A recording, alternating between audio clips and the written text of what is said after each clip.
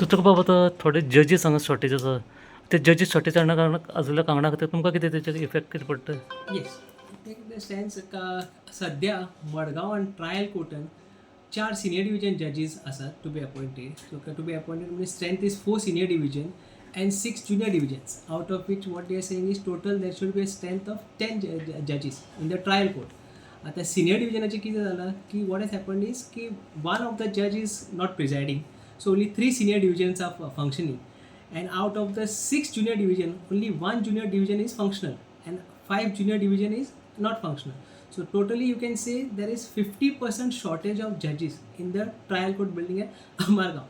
Now because of this, the entire load is upon the existing 4 judicial officers which are there. So 10 courts to be functioning, but which only 4 are functioning, 6 are vacant courtrooms. So that is causing tremendous delays in dealing with all the matters.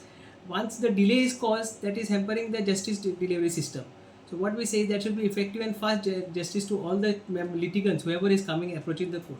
So for with that thing, we had earlier made a representation in the month of March to the Chief Justice of Bombay High Court, say calling upon him to look into the matter, and so that to look into the matter and see that if trial court judges could be sent over here.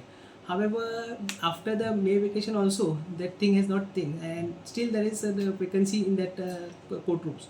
So that is why we also had an extraordinary general body meeting the other day, so wherein we have resolved that we will again make a representation to the government as well as the Chief Justice. If things are not going properly, we intend to file a writ petition in the High Court of Bombay at Goa to see that people don't suffer on account of no judicial officers. याच्याबद्दल किती कळलं? Yes, government, if we are filing a writ petition, will always be have to made a party because government has to look into the matter. For that, we have also sent a petition to the government also to look into the vacancy which has been created and which is not filled in for a period of last many years.